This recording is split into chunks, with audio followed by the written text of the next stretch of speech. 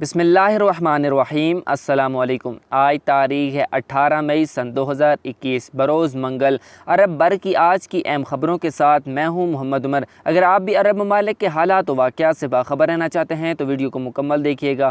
ہمارے چینل کو سبسکرائب کر دیں، ساتھ لگے بیل آئیکن کو دبا دیں تاکہ ہر روز کی نئی خبروں کا نوٹیفیکیشن آپ کو باقاعدگی کے ساتھ موصول ہوتا رہے۔ تو چلیں شامل کرتے ہیں آج کی پہلی خبر۔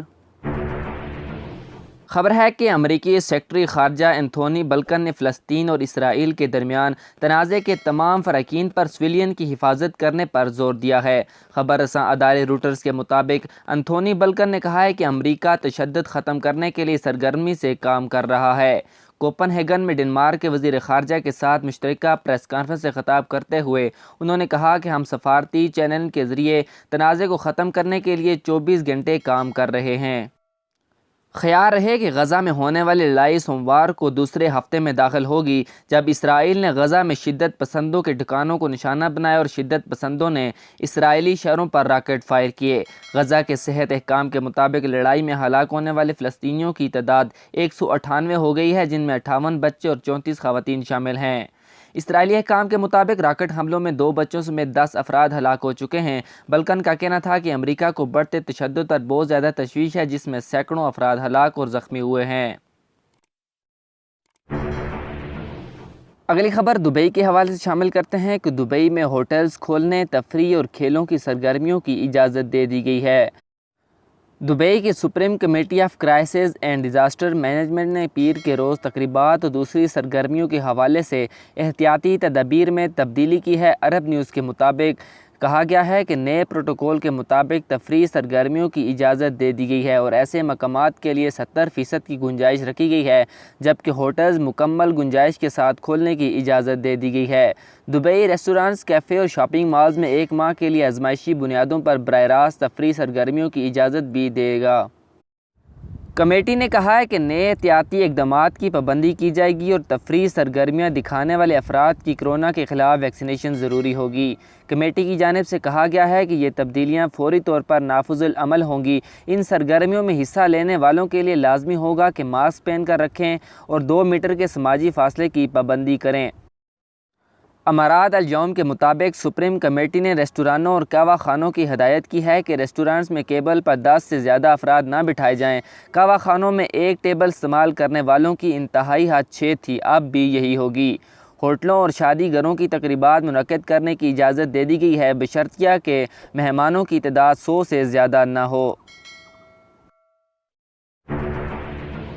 متحدہ عرب امارات کے حوالے سے خبر ہے کہ ملازمین کو رعایت دینے والے کارڈز کا اجرا کر دیا گیا ہے۔ دبئی میں ملازمین کو ایک اعلیٰ سہولت دی جاتی ہے، جس میں ان کو اعلیٰ ماحول دینا شامل ہے۔ اس بار کے تقدیر ایوارڈ میں دبئی میں رہنے والے مزدوروں کو بہترین ماحول دینا ہے۔ یہ پیر کے روز خلیج ٹائمز ایک اعلیٰ عہدیدار نے بتایا ہے کہ اس تقریب میں مزدوروں کے شعبے کے لیے ایکسیلنس کارڈ کے اجرا اور ایکٹیویشنز کو بھی دکھایا گیا ہے۔ یہ نیا اقدام امارات کے مزدوروں کو فلاح و بہبود اور مزدوروں کے طریقوں میں معیار کو بڑھانے کی کوششوں کا حصہ ہے۔ ایکسیلنس کارڈ پروجیکٹ کے ذریعے 35 سے زیادہ مراعات کی پیشکش کی جا رہی ہے۔ 4 سرکاری ایجنسیوں جیسے roads and transport authority (RTA), Dubai electricity and water authority (WA), Dubai بلدیہ اور جنرل ڈائریکٹر آف ریزیڈنس اور غیر ملکی امور دبئی یعنی GDRFA دبئی کے توسیع تقدیر ایوارڈ کی اعلیٰ درجہ بندی سے اپنے کارکنوں کی دیکھ بھال جاری رکھیں۔ اس منصوبے میں نجی کمپنیوں کے ذریعے متعلقہ کمپنیوں کے مزدوروں کے لیے وسیع پیمانے پر مراعات اور چھوٹ بھی دی گئی ہے۔ دبئی میں مستقبل میں کمیٹی برائے لیبر آفس PSLA کے چیئرمین، تقدیر ایوارڈ کے چیئرمین میجر جنرل عبید مہر بن سرور اور جنرل کے ڈپٹی ڈائریکٹر نے کہا ہے کہ تقدیر ایوارڈ بین الاقوامی معیار کے مطابق ہے۔ اس سال ہمارے پاس 14 کمپنیاں ہیں جنہوں نے مختلف کیٹیگریز میں ایوارڈ جیتے ہیں۔ انہوں نے مزید کہا ہے کہ ہم نے اپنی تقدیر کی رپورٹوں کے ذریعے گزشتہ برسوں کے مقابلے میں بہت زیادہ بہتری دیکھی ہے، خاص کر مزدور ماحول میں۔ حکومت لیبر ماحول میں معیار کی تلاش کر رہی ہے۔ یہ ایوارڈ کمپنی اور ان کے مالکان کو لیبر کا بہترین معیار فراہم کرنے کی ترغیب دیتا ہے۔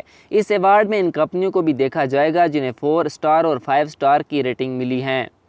میجر جنرل نے بتایا ہے کہ 55,000 مزدوروں کو 300 مختلف ریٹیل کے دکانوں سے رعایت ملے گی۔ ان دکانوں کے نیٹ ورک کو مستقبل میں بڑھایا جائے گا۔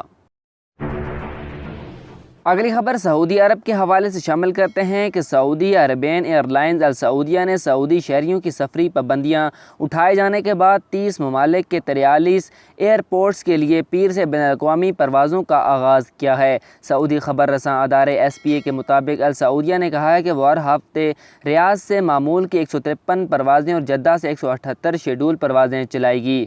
السعودیہ نے بتایا ہے کہ اس کی پہلی بین الاقوامی پرواز جدہ سے ڈھاکہ کے لیے روانہ ہوگی۔ جہاں تک سعودی عرب آنے والے پہلی پرواز کی بات ہے تو قاہرہ سے ریاض، جکارتہ سے جدہ پروازیں آئیں گی۔ بیان کے مطابق السعودیہ نے 95 ایئرپورٹس میں سے 71 کے لیے پروازیں چلانے کی تیاریاں کی ہیں۔ ان میں سے 28 نیشنل اور 43 انٹرنیشنل ایئرپورٹس کے لیے ہوں گی۔ السعودیہ کا کہنا ہے کہ جدہ آنے والی تمام پروازیں کنگ عبدالعزیز انٹرنیشنل ایئرپورٹ کے ٹرمینل نمبر 1 سے آپریٹ کی جائیں گی۔ السعودیہ کے ڈائریکٹر جنرل انجینئر ابراہیم الغمر نے پیر کو ایئرپورٹ کا دورہ کر کے انتظامات کا جائزہ لیا ہے۔ جدہ سے بیرون مملکت جانے والی پروازوں کے سعودی مسافروں سے بات چیت بھی کی ہے۔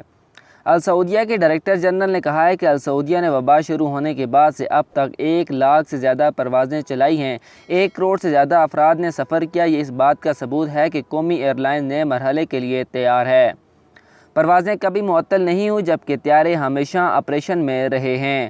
واضح رہے کہ سعودی عرب میں پیر یعنی 17 مئی رات 1 بجے سفری پابندیاں اٹھا لی گئی ہیں۔ سعودی عرب کے ایئرپورٹس، بندرگاہیں اور سرحدی چوکیاں سعودی شہریوں کے لیے کھول دی گئی ہیں۔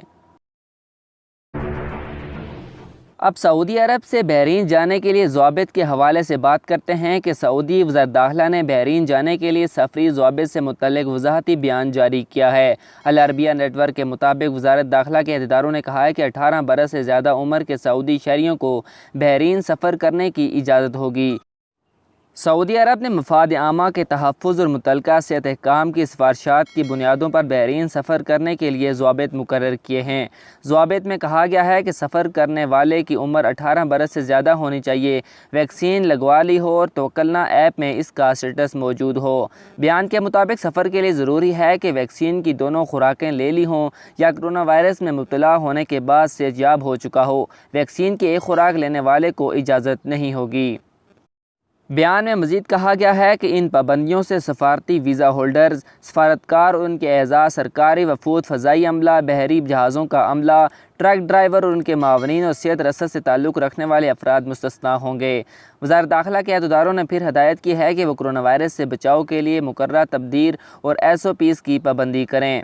سماجی فاصلے، ماسک، ہاتھوں کو بار بار دھونے اور مقررہ پروٹوکولز پر عمل درآمد کے سلسلے میں لاپرواہی نہ برتیں۔ یاد رہے کہ سعودی عرب اور بحرین کو جوڑنے والے کنگ فہد پل پر گزشتہ رات 1 بجے مسافروں کا ازدحام دیکھنے میں آیا تھا۔ سفری پابندیاں اٹھائے جاتے ہی سینکڑوں افراد بحرین جانے کے لیے کنگ فہد پل پہنچ گئے تھے۔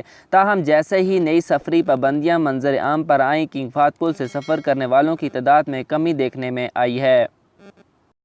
آج کی خبروں سے اتنا ہی۔ مزید خبروں کے لیے ہمارے YouTube چینل پر وزٹ کریں، ہمارے چینل کو سبسکرائب کریں اور بیل آئیکن کو ضرور پریس کریں تاکہ آپ لمحہ بلمحہ اپڈیٹ حاصل کر سکیں۔